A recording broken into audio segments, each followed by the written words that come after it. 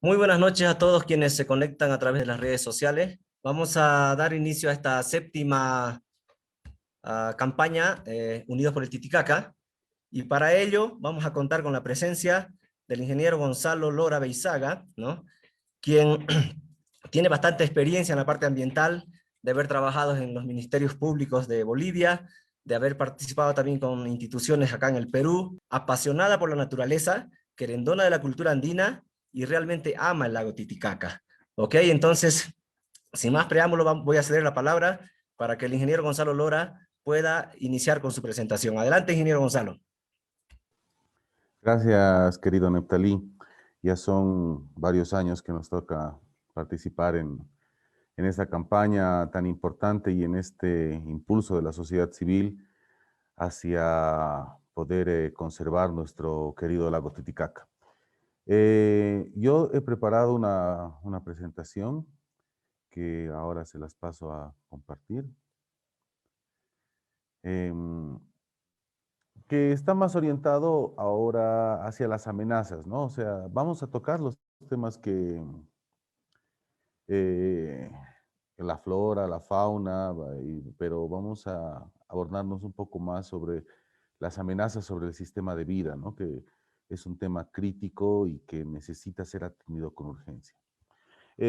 Como antecedentes, ¿no? Me pidieron que hable un poco de los orígenes del lago.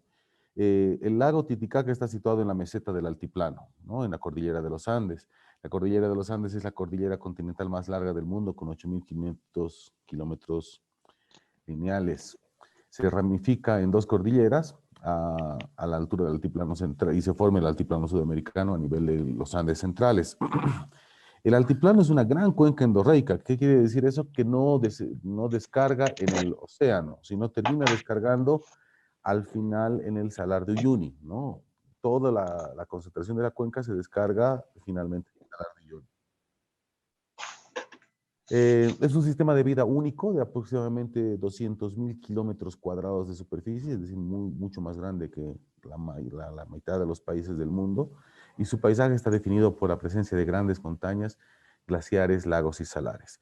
Como pueden ver a la derecha tenemos un mapa que nos muestra los principales cuerpos de agua y salares, ¿no? Tenemos el lago Titicaca, tenemos acá a la izquierda el lago Popó, si me permiten, acá tenemos el lago Titicaca, acá tenemos el lago Popó, acá tenemos el salar de Coipasa y el salar de Uyuni, ¿no? Todo esto es un complejo que la mayor parte de nosotros conocemos o hemos visitado, ¿no? Pero no siempre ha sido así. Resulta que las condiciones eran bastante diferentes en el pasado. Actualmente encontramos que las dinámicas del agua en esta cuenca están caracterizadas por grandes cambios altitudinales en distancias relativamente cortas.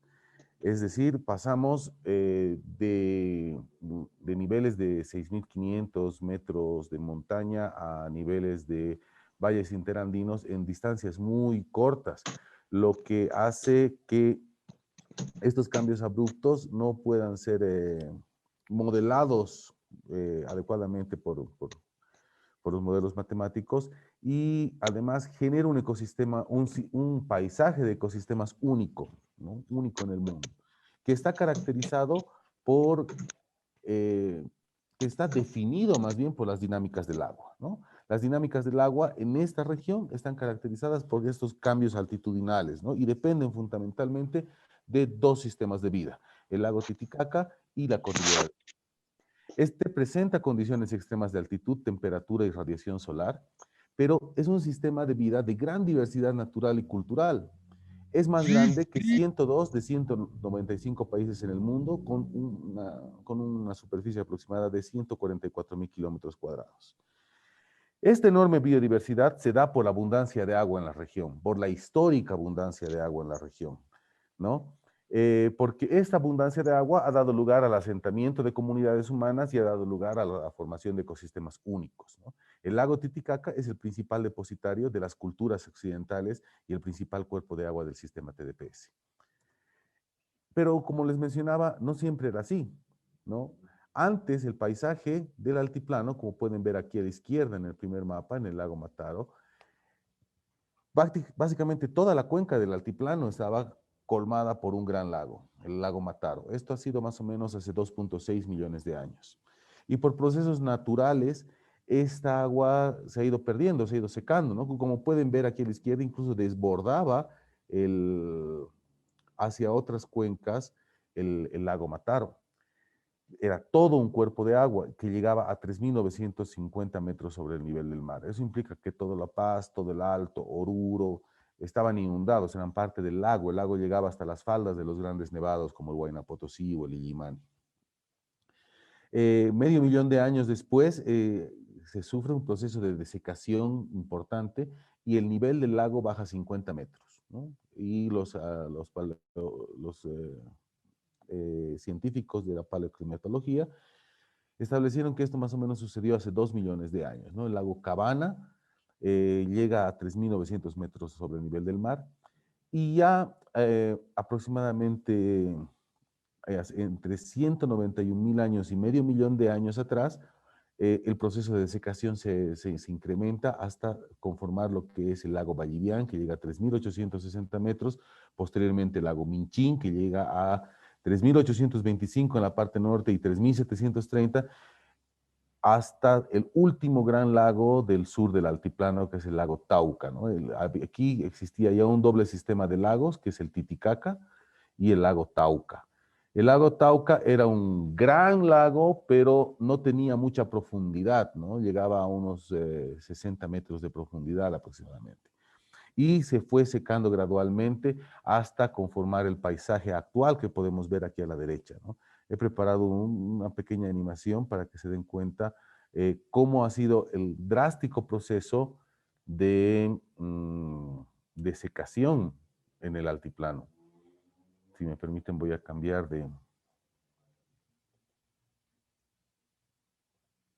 Ahora sí.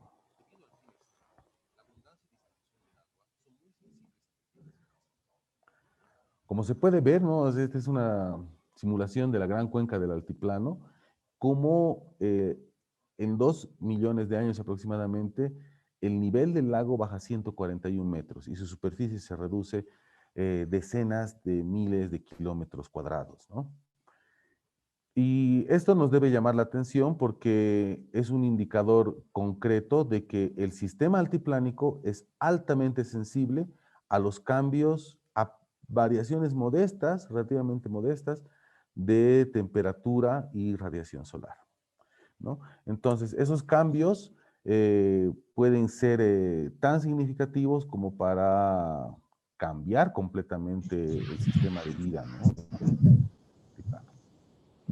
Actualmente el lago Titicaca tiene una superficie de 8.400 kilómetros cuadrados y un volumen de 930 kilómetros cúbicos de agua. ¿Qué quiere decir 930 kilómetros cúbicos de agua? Alguna vez me ponía a pensar cómo puedo ejemplificarle a la gente.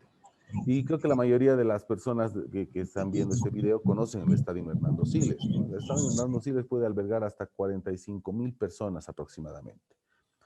El volumen de agua del Titicaca es suficiente para llenar 850.000 estadios Hernando Siles, capaces de albergar a 41.000 millones de personas, es decir, 5 veces la población mundial.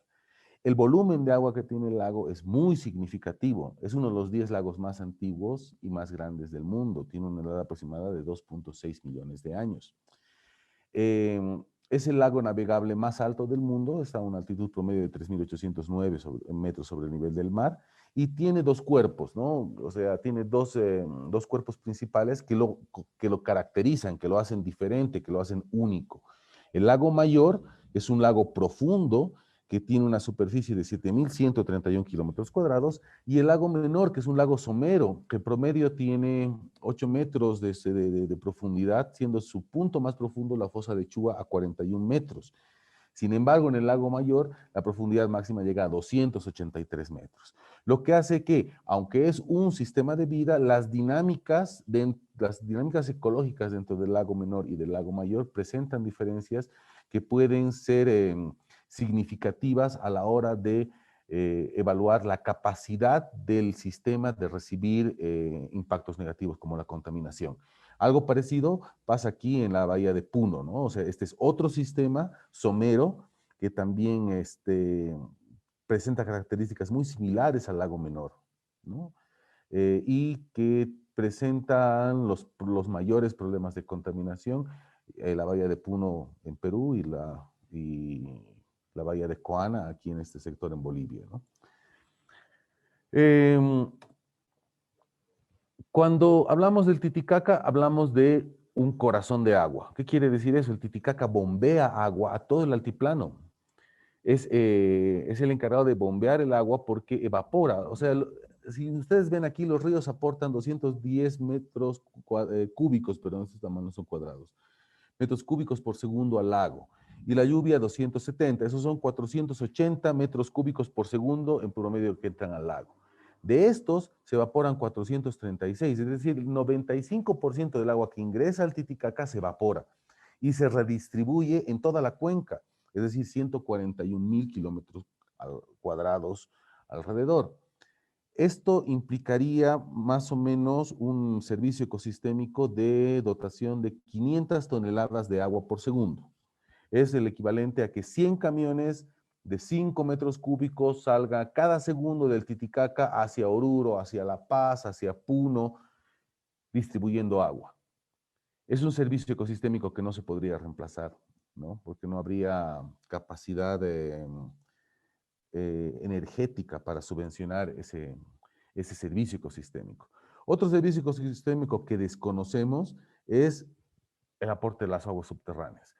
Lamentablemente, y voy a decirlo claramente, o sea, es una vergüenza que los países, que Bolivia y Perú, hasta la fecha no hayan logrado acordar ni siquiera los términos de referencia de un balance hídrico integral. No sabemos realmente cuáles son las dinámicas hídricas del lago Titicaca y por lo tanto las acciones de gestión que estamos realizando pueden no estar de acuerdo a lo que se necesita en el lago. No tenemos información mínima como el caudal ecológico mínimo, no sabemos cuánta agua está saliendo antes de entrar al sistema Titicaca, que probablemente sea muy necesaria para la recarga, no solamente del lago Titicaca, sino del lago Popó y del lago Uruburu, que están en franco proceso de colapso, pero a pesar de que particularmente yo he hecho esfuerzos estando dentro de la coordinación binacional del proyecto de gestión integrada de los recursos hídricos en el sistema TDPS, han habido francas oposiciones a lograr un balance hídrico binacional, que es una herramienta fundamental, es una herramienta crítica, es una herramienta necesaria. Es como si un médico te quisiera tratar de diabetes sin tener análisis de sangre. No sabemos en qué estado realmente estamos. Pero algo muy importante del lago es que es un regulador del ciclo hídrico. Aquí podemos ver en las barras es la precipitación, la cantidad de lluvia mensual, ¿no? Aquí tenemos enero, febrero, marzo, abril. Aquí tenemos el tope de lluvias en el altiplano. Sin embargo, aquí más o menos en abril tenemos el tope del nivel del lago Titicaca. ¿Por qué se da esta diferencia?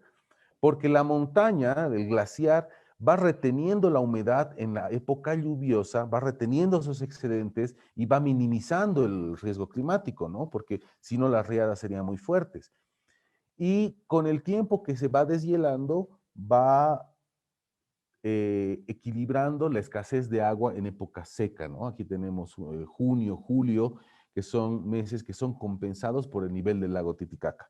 Entonces el lago Titicaca distribuye agua hacia arriba en forma de vapor de agua, distribuye agua hacia los acuíferos del altiplano, que seguramente son enormes, pero no los conocemos adecuadamente, y redistribuye en el sistema de ríos, ¿no? El lago Titicaca y la cordillera de los Andes sostienen el ciclo hidrológico del altiplano a través del almacenaje de agua en época lluviosa y la redistribución de estos ahorros en época seca. Y esto implica el transporte de millones de toneladas de agua que circulan por todo lado. Por eso esta abundancia y distribución de agua son tan importantes. Perdón. Acá tenemos dos gráficos que nos muestran la lluvia y nos muestra la temperatura a la derecha. Como podemos ver, el lago Titicaca es la zona más lluviosa y es la zona más cálida de todo el sistema. Por lo tanto, es la zona más productiva. Alrededor del lago Titicaca tenemos importantes asentamientos humanos, más o menos 3.6 millones de personas estamos viviendo en este sistema. 2.2 de estos somos bolivianos, 1.3 millones vivimos en la cuenca del lago Titicaca, 283.000 personas en la cuenca del Desaguadero, 435.000 en la cuenca del Popó y 169.000 personas en la cuenca del Salar de Coipasa. Por su parte, los hermanos peruanos son 1.4 millones, la abrumadora mayoría en la cuenca del Titicaca, 1.2 millones y 200.000 personas más o menos en la cuenca del río Desaguadero. Aquí a la izquierda vemos el mapa donde el mayor núcleo urbano de la región es el Alto, con cerca de 1 millón de habitantes. Le sigue Juliaca, Puno, bueno, y Oruro, ¿no? Oruro, Juliaca, Puno, ese sería el orden. Pero vemos una importante distribución de comunidades rurales, ¿no? Hay aquí una preponderancia de comunidades rurales y nosotros con la sociedad civil y con la Fundación Reciprocidad, como un aporte de la sociedad civil hacia la línea base, el conocimiento del lago Titicaca, hemos hecho un diagnóstico priorizando 22 municipios, ¿no? Que implica todo el cinturón circunlacustre de Bolivia, todos los municipios que tienen costa en el lago Titicaca, más los municipios de El Alto, Viacha, Laja. ¿Por qué? Porque ahora vamos a ver que las dinámicas urbanísticas están siendo muy importantes en estos municipios y por lo tanto se están generando serios impactos de estos municipios también hacia el lago. Como podemos ver acá, los municipios urbanos son los que tienen la barra naranja, El Alto es prácticamente 100% urbano, Viacha tiene una gran mayoría urbana, Desaguadero tiene más o menos un poco más de la mitad de su población en centros urbanos, y Copacabana, Tiquina. Por lo demás, todos los municipios tienen una preponderancia rural y son fundamentales para la producción de alimentos en el altiplano boliviano, como vamos a ver posteriormente. En distribución, hombre-mujer, más o menos tenemos un 52% de mujeres y un 48% de varones en promedio en estos municipios, en estos 22 municipios. La superficie total productiva de estos municipios son cerca de 720.000 hectáreas, ¿no? El municipio que más territorio productivo cuenta es Pucarani, con 124.000 hectáreas, que concentra el 17% de todo el territorio. Si hacemos más o menos un ejercicio de ver cuál es el municipio con más territorio, tenemos Pucarani, tenemos Viacha, aquí tenemos un grupo similar, más o menos en superficie, Batallas, Achacachi, Laja, tenemos otro tercer grupo acá de municipios, y tenemos también acá municipios con muy poco territorio, ¿no? Como Guatajata, Tito y Yupanqui, lo que genera importantes diferencias competitivas a la hora de evaluar la productividad de estos municipios. En esta región tenemos alrededor de 73.000 familias que se dedican a la producción, ¿no? Que son las unidades productivas agropecuarias. Se dedican a la agricultura, a la ganadería, a la pesca, etcétera, etcétera. El municipio que concentra el mayor número de unidades productivas agropecuarias es Achacachi, con cerca de 12.000 unidades productivas agropecuarias. Pero tenemos importantes números en Viacha, en Laja y en Pucarani, ¿no? Y como vamos a ver posteriormente, hay un proceso de urbanización, un proceso de metropolización que se está dando en estos municipios, fundamentalmente el Alto con Viacha y en menor medida con Laja y en menor medida con Pucarani, ¿no? Pero este proceso de conurbación se está dando y tenemos aquí un importante número de unidades productivas agropecuarias y, como vamos a ver, una importante producción tanto de alimentos como de ganado. La región dedica la mayor parte de su superficie a la agricultura. 129.000 hectáreas aproximadamente se dedican a la agricultura, aunque la mayor parte son tierras en descanso.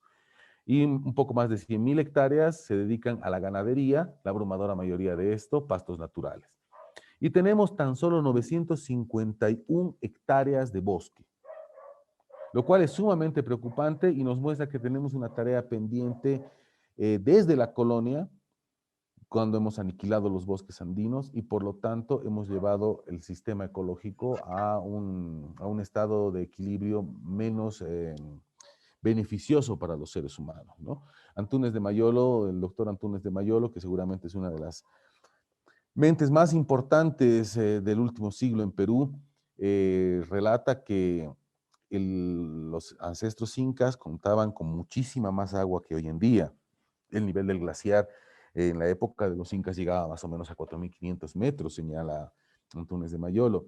Y y el ecosistema andino, el ecosistema de Puna, tenía una diversidad de pastos palatables muy interesante, que ha sido aniquilada con la costumbre española de quemar en San Juan, ¿no? Todavía en Copacabana se puede ver cuando se sube el 21 de junio hacia el Calvario, los niños están quemando la paja brava. Es una costumbre que han dejado los españoles y que básicamente ha aniquilado los sistemas de pastizales, además sumado al proceso de aniquilación de los bosques andinos, que nos muestra que 2% de nuestro territorio andino en Bolivia, o sea, en estos municipios, es bosque, tan solamente. En estos municipios se producen 1.3 millones de toneladas de comida, bueno, de producción agrícola en este caso, ¿no? Siendo la mayor parte de esta papa. Después, ¿qué produce el altiplano? Produce forraje para ganado, ¿no? Cebada forrajera, alfalfa, avena, cebada en grano. Entonces, vemos acá que hay una estrecha vinculación entre la actividad agrícola y la actividad ganadera. Una depende de otra, porque la actividad ganadera también provee guano, provee insumos para la agricultura. En la región, en estos 22 municipios, tenemos cerca de 1 millón de cabezas de ganado, ¿no? Estamos hablando que la gran mayoría de estos son ovejas, después hay vacas, después hay aves de corral, cuyes, porcinos de corral y llamas. No llegamos ni a 50.000 llamas y alpacas en la región. El doctor Antunes de Mayolo relata que solo en la región peruana del altiplano los incas criaban alrededor de 8 millones de camélidos andinos. La diferencia es abismal, o sea, la capacidad de soberanía alimentaria que tenían los ancestros incas era muy superior, ampliamente superior a la que hoy en día tenemos. Y al tener una ganadería fundamentada en especies introducidas, se están generando impactos ambientales negativos y además se está sosteniendo una economía de subsistencia que no permite al pequeño productor progresar económicamente y salir del circuito de la pobreza. Cuando vemos la línea de pobreza, vemos que solamente 2 municipios de estos 22 tienen a más de la mitad de su población por encima de la línea de la pobreza, El Alto y Guatajata. Y vemos casos críticos como Laja, Taraco, Ancoraimes, Puerto Carabuco y Puerto Acosta, que están en líneas de pobreza marginal. Esto solamente está analizando los municipios rurales, ¿no? Está aquí Laja también incluido. O sea, aquí solamente está fuera el Alto Idiacha, donde está el mayor número de pobres de toda la región, pero se distorsiona al verlo. Aquí vamos a ver un poco lo que es la realidad rural de los municipios circunlacustres al lago Titicaca. Tenemos 201.000 personas, más de 201.000 personas que están bajo la línea de pobreza y solo 45.000 personas que tienen sus necesidades bajas. Eso nos da un indicador crítico. En cuanto a la cobertura de agua potable, hay más gente con agua potable, cerca de 170.000 personas tienen agua potable respecto de 92.000 en el área rural que todavía no tienen agua potable. En el tema de saneamiento, la cosa es crítica. Tenemos más de 156.000 personas que no tienen sistemas de saneamiento mejorados, es decir, que o tienen letrinas o hacen sus necesidades al aire libre, lo cual genera focos de contaminación, no solamente hacia el ambiente por coliformes, sino principalmente de nutrientes que se quedan en el suelo y que después son arrastrados por las corrientes de agua subterránea y llegan hacia el lago menor, incrementando los niveles de contaminación. Un tema importante es que la cuenca del altiplano es una de las regiones más pobladas del país, ¿no? Si solo vemos en estos municipios, tenemos concentrados cerca de 15% de la población boliviana. Bueno, en la región del altiplano tenemos concentrado más del 20% de la población boliviana. Y no he encontrado proyecciones de población, Entonces hemos utilizado una información basada en un estudio de la doctora Licky Andersen con el doctor Luis Carlos Gemio sobre las dinámicas de cambio climático en Bolivia, y utilizando sus tasas de proyección hasta 2100, tenemos más o menos que en 2070 se estaría dando el pico poblacional en estos municipios, en el altiplano, llegando más o menos a 2.8 millones de personas. Es decir que la población va a crecer y la pregunta es cómo va a crecer. Y para darnos una idea aquí tenemos los municipios urbanos, aquí en celeste, aquí a la línea de abajo, y estos son los municipios rurales. Entonces, como podemos ver, hay una abrumadora diferencia en cuanto a lo que va a ser las ciudades. Las ciudades se están comiendo poco a poco al campo. Y eso es lo que ha ido pasando. Aquí tenemos, lo que he hecho aquí es dibujar un poco los perfiles con Google Earth, con sus mapas históricos. Seguramente esto no es el trabajo más preciso que hay, pero sí nos puede dar una idea clara de hacia dónde están yendo las manchas urbanas. En verde tenemos la mancha urbana del Alto, en 1990. En amarillo está la mancha urbana de Laja, de Biacha, en 1990, y en rojo está la mancha urbana de Laja, ¿no? Esto es en 1990. En 2002 vemos cómo el Alto se expande hacia Biacha de una forma importante, y aquí el Alto entra Pucarani, ¿no? Entra el municipio de Pucarani. Aquí no, el pueblo de Pucarani es pequeño y no es significativamente, no es significativa la población, ¿no? Pero lo que nos muestra es que el Alto ya entra al territorio de Pucarani, entra al territorio del municipio de Biacha y entra también al municipio de Laja, porque o sea, este es el pueblo de Laja, pero el municipio es mucho más grande, ¿no? En 2012 ya el Alto básicamente está prácticamente conurbado con Biacha y Laja empieza a crecer hacia el Alto, ¿no? Como respuesta vemos en 2020 el Alto está creciendo hacia Laja. Pronto, en menos de una década seguramente esto se va a conurbar. Tenemos que el Alto y Biacha ya están conurbados y tenemos el Alto dentro de Pucarani, básicamente el municipio de Pucarani. Esta es una mancha urbana que además está conectada, tenemos que tener en cuenta, con la ciudad de La Paz, que está conurbada con Palca, con Jupapina, con Huachilla, con Achocalla, con un montón de municipios. Entonces estamos hablando que a mitad de siglo, que ya no es lejos, estamos hablando de 30 años, posiblemente tengamos en el altiplano una mancha urbana metropolitana de cerca de 4 millones de personas. Eso va a ser una mayor demanda de agua, mucha mayor demanda de agua, y además mucha mayor generación de residuos. Actualmente, bueno, esto no es actualmente, esta es la auditoría de la Contraloría de 2014, que estima solamente la contaminación de 5 municipios. Obviamente el Alto se lleva la mayor cantidad por su densidad poblacional y es el municipio que mayor aporte genera en términos de contaminación. Pero esta auditoría que se hace a los municipios del Alto, Biacha, Laja, Pucarani y Puerto Pérez, estiman que a la bahía de Coana anualmente estarían entrando 13.000 toneladas de sólidos disueltos y metales pesados, 6.000 toneladas de contaminación orgánica, 800 toneladas de residuos sólidos y más de 500 toneladas de nutrientes, que vienen de diferentes fuentes contaminantes. La principal, las aguas residuales domésticas, ¿no?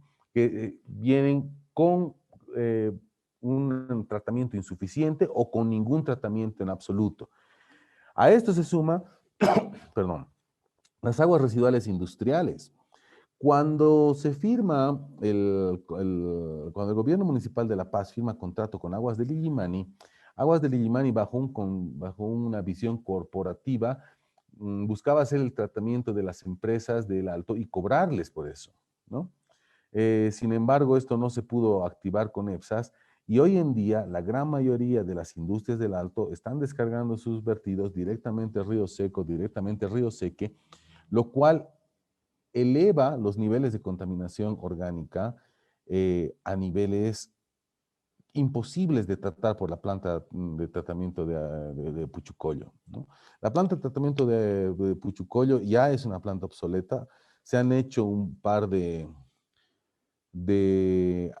optimizaciones a la planta de tratamiento. Sin embargo, seguramente, o sea, no se tienen los niveles mínimos que se requerirían para cumplir con los estándares de calidad ambiental, y es un gran aportante de contaminantes hacia el lago menor, fundamentalmente de nutrientes, fosfatos y nitratos, ¿no? Y con las industrias se eleva increíblemente la carga orgánica. O sea, tú pasas de cargas orgánicas de 200, 300 miligramos por litro a cargas de 2000 a 3000, ¿no? Que son completamente intratables.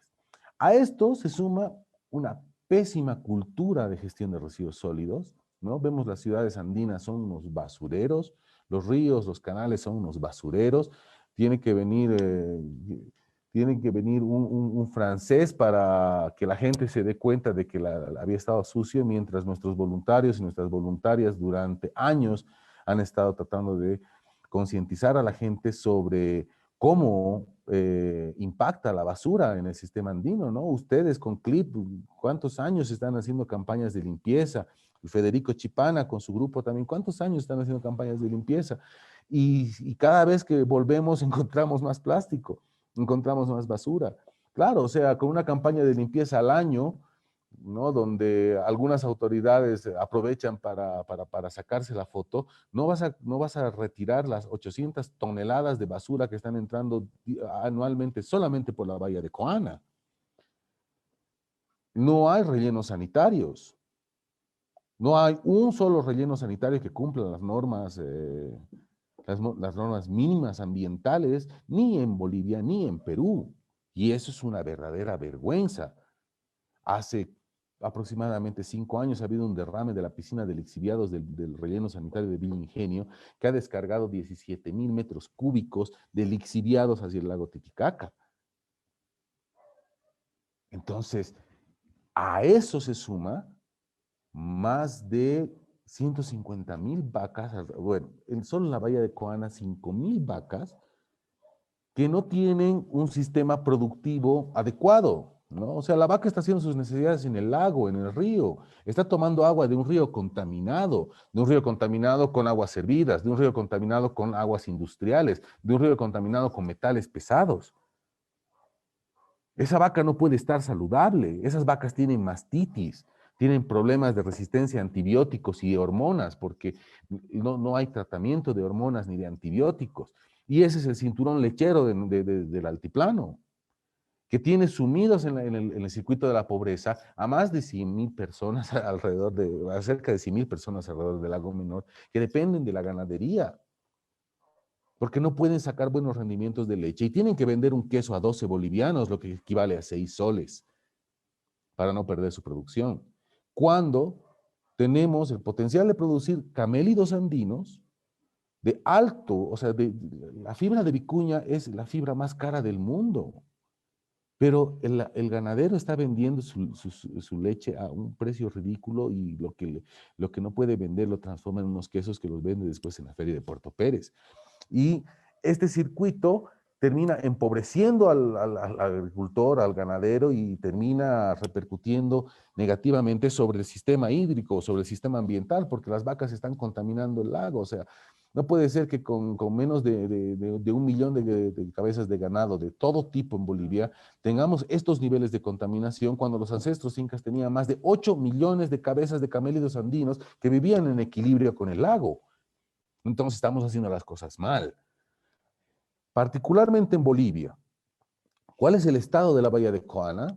Los ríos de la cuenca y el lago Menor están altamente contaminados, ¿no? Y estamos hablando de contaminación, como digo, de todo tipo. Estamos hablando de contaminación orgánica, estamos hablando de nutrientes, estamos hablando de basura, estamos hablando de contaminación minera, estamos hablando de contaminación industrial, estamos hablando de metales pesados, estamos hablando de mataderos, estamos hablando de contaminantes orgánicos persistentes, hormonas, antibióticos, estamos hablando de pesticidas. Todo eso está entrando al lago. El crecimiento urbano de la cuenca, como hemos visto, es alto, y además, o sea, está yendo hacia el lago. La gente usa más agua que antes. ¿no? A medida que sube el poder adquisitivo del boliviano, ¿no? También aumenta su consumo de agua, y ahorita vamos a ver en cuánto. Ahora, existen riesgos a la salud de la gente porque está afectada por la contaminación. Claro, la gente cerca de Puchucollo, la gente cerca de la bahía de Coana está enferma del estómago. Y no solamente el estómago, tiene una serie de dolencias. Y todo el tiempo se andan quejando, ¿no? Porque obviamente no se puede vivir sano estando al lado de agua contaminada.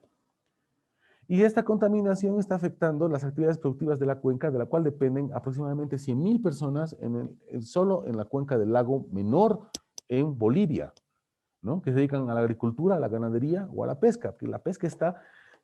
Los niveles de pesca en el Titicaca han descendido 90% en los últimos 30 años. O sea, antes se pescaba más o menos 8,000 toneladas de pescado al año.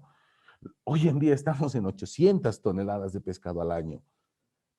Y más o menos 20 de 30 especies de orestias están extintas. Hemos acabado, hemos aniquilado con la biodiversidad del Titicaca de una forma... Perdón. Entre 2001 y 2012, la población en el Alto ha crecido 25%. Pero entre 2010 y 2014, el incremento de los caudales de aguas servidas se ha incrementado cerca de 25%. Eso nos da un indicador de que la gente está consumiendo más agua. La contaminación ambiental, aproximadamente 303,000 personas evacúan sus aguas servidas directamente hacia los ríos y hacia el lago Titicaca, y estimamos que más o menos en 2035 tengamos que llegar a 2 millones de personas de cobertura, ¿no?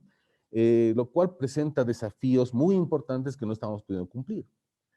En 2015 producíamos 600 toneladas día de basura, que equivalían a 225,000 toneladas de basura al año. En 2025 estimamos de que vamos a llegar a una producción en estos municipios de 1,050 toneladas al día, es decir, 385,000 toneladas al año. Estamos a 2021 de eso, o sea, estamos a 4 años de eso, y todavía no tenemos sistemas de gestión de residuos sólidos optimizados, tenemos unos rellenos sanitarios que dan pena, no tenemos sistemas de reciclaje, no tenemos sistemas de reuso, y no tenemos una cultura de gestión de la basura. La gente tira la basura por donde sea, y los ríos son sus lugares favoritos. Los ríos son depositarios de escombros, de basura de todo tipo, de perros muertos, y estamos envenenando el agua que nos da vida. Y aquí viene algo más grave todavía, ¿no? Que es el tema del cambio climático. Aquí vemos en la gráfica las 3 grandes cuencas de Bolivia, la lluvia en las 3 grandes cuencas de Bolivia. Donde más llueve es en el Amazonas, ¿no? Después es la cuenca del Plata, y el altiplano es la cuenca que recibe menos agua de las 3. Y con el cambio climático, aparentemente van a haber reducciones. Esto no es...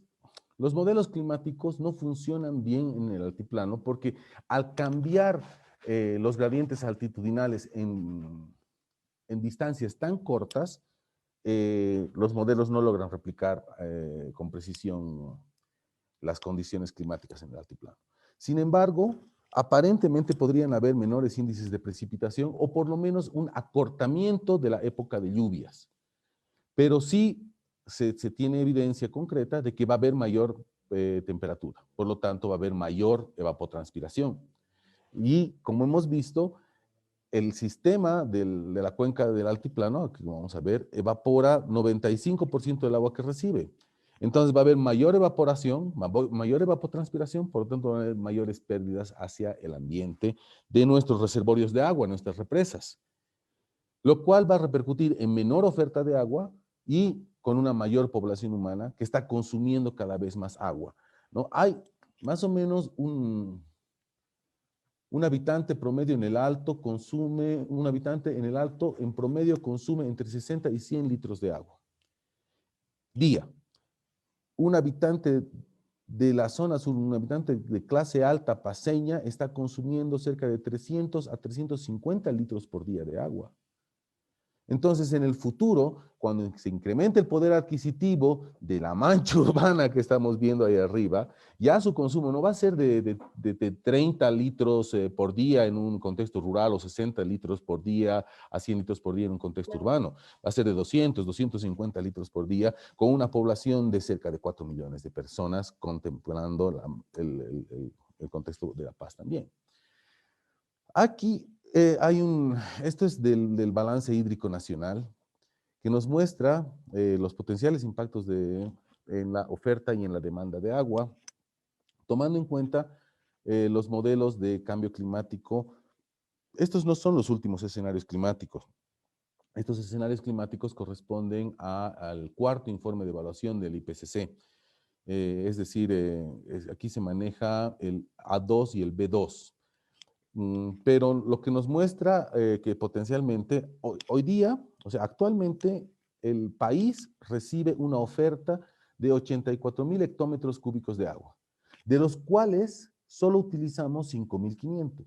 Entonces parece que está bien la situación, ¿no? Si me llueven 84 litros y tomo 5 litros y medio, necesito 5 litros y medio, está todo bien.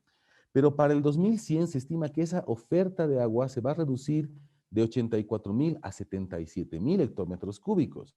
Pero por efecto del crecimiento poblacional, la demanda de agua puede alcanzar 68,000 hectómetros cúbicos.